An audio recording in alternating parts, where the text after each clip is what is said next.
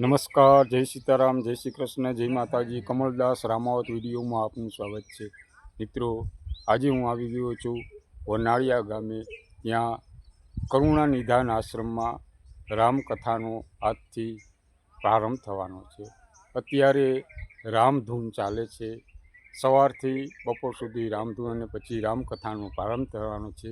તો ચાલો હું તમને આગળના દ્રશ્યો દેખાડું.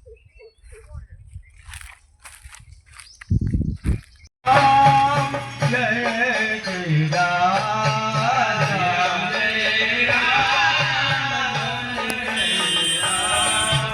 श्री राम जय राम जय जय राम श्री राम जय राम जय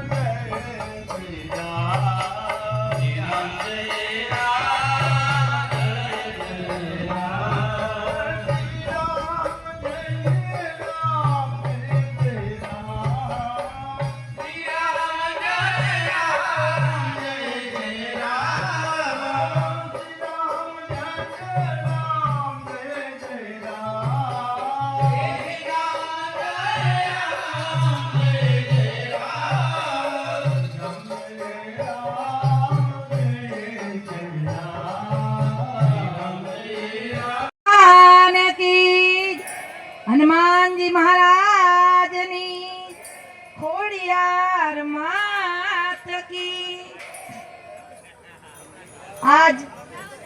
આજનો દિવસ તો બહુ સરસ કહેવાય.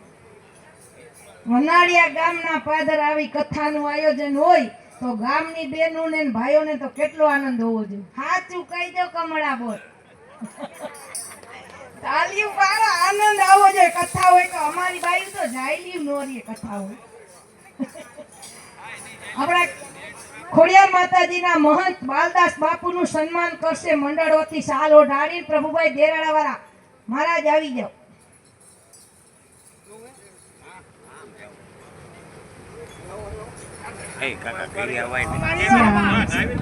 બોલો રામચંદ્ર ભગવાન કી જય.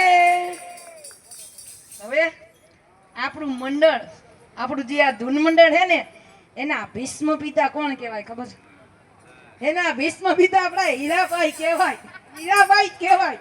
એને સાલ ઓઢાડીને સન્માન કરશે દેવળિયા વાળા હરજીવનભાઈ. એના પાકા ભાઈ બસ એમ હાલશે જ નહીં. આવું જ જોઈએ. ઉભા થાવ બે ભાઈબંધ ની જોડી જ આવવી જોઈએ.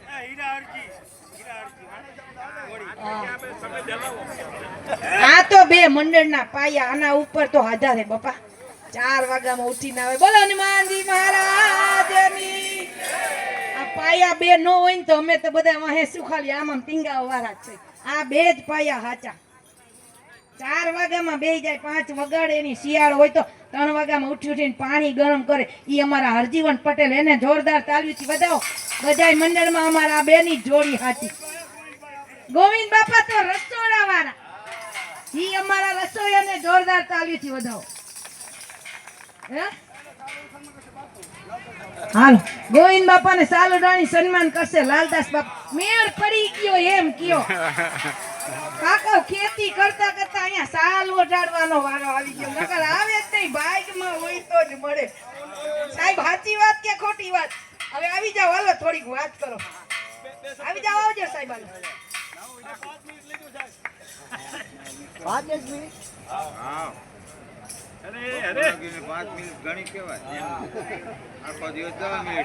વાહ શારદાબેન વાહ. હવે આ અમારે વક્તા તરીકે બોન હાલે એમ છે.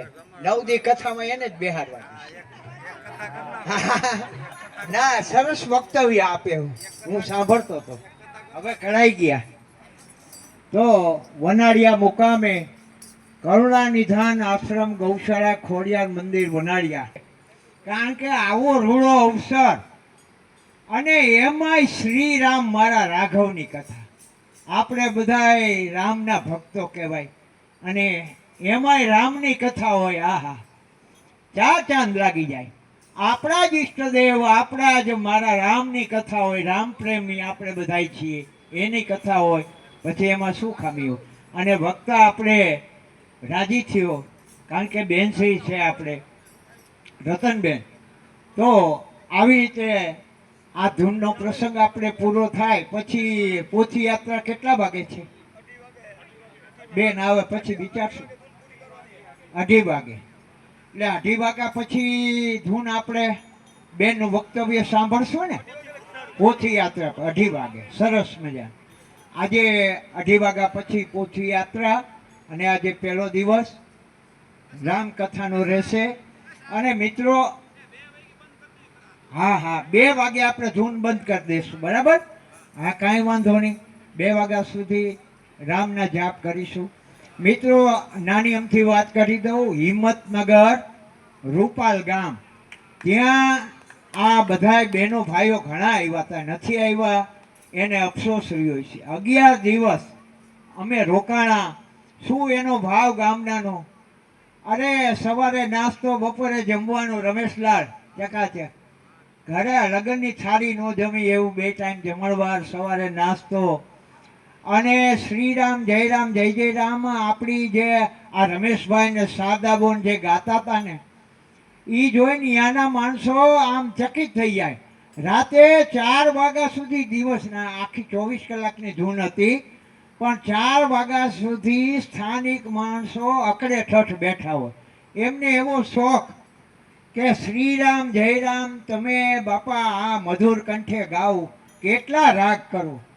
તો એ બિચારા એની દીકરીઓ બહેનોને એવો શોખ. રમેશભાઈ એ બહેનો દીકરીઓ એમ કહે કે અમને તો ભૈલા એક રાગ પકડાવી દે એટલે અડધો કલાક શારદાબોન બોલ્યા રાખે.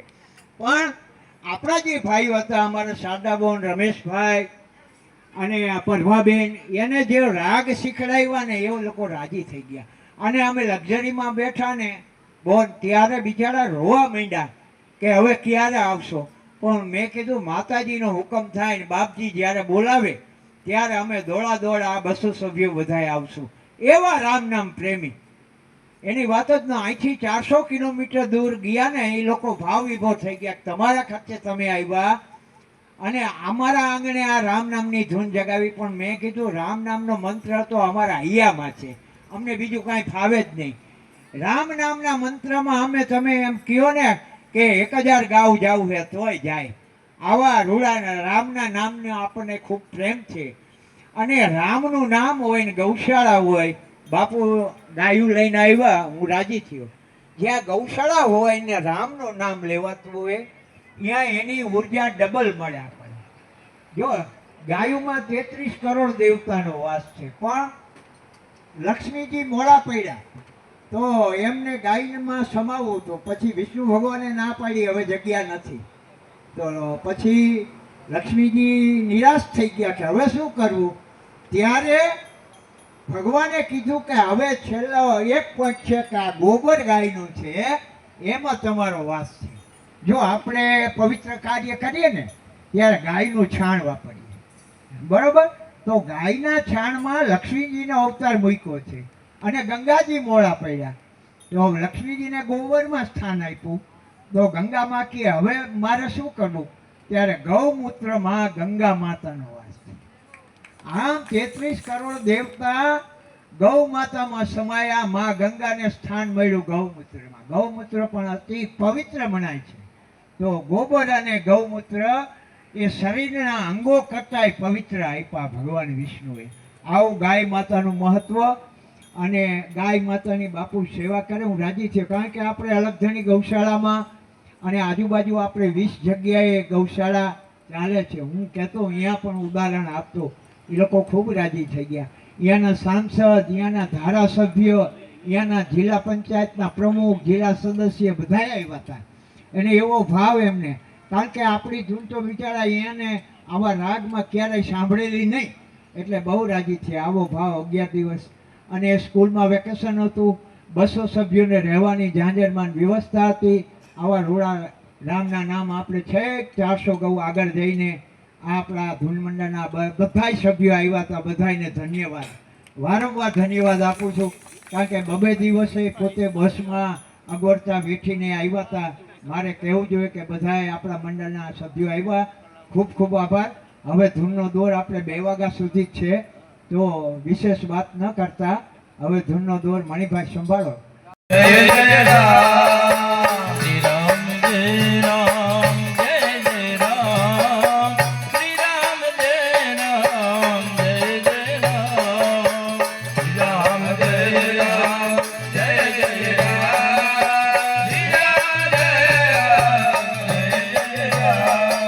શ્રી રામ જય રામ જય જય રામ શ્રી રામ જય રામ જય જય રામ શ્રી રામ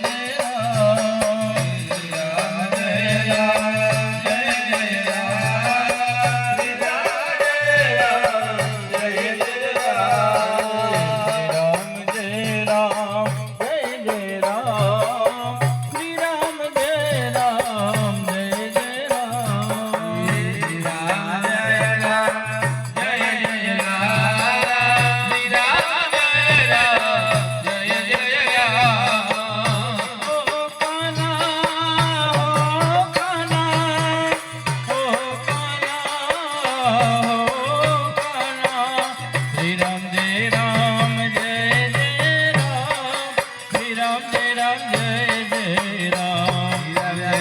રામ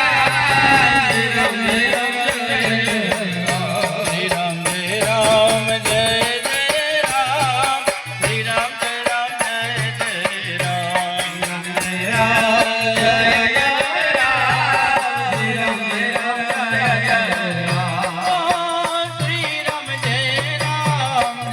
જય રામ શ્રી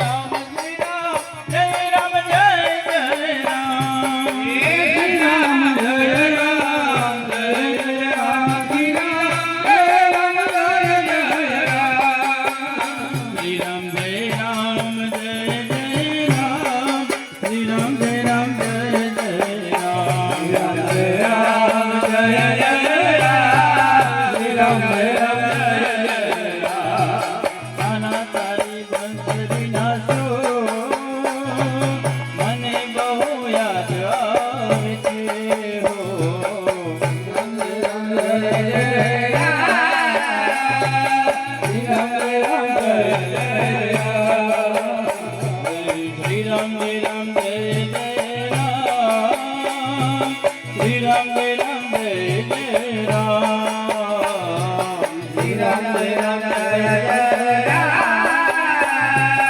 Jai Ram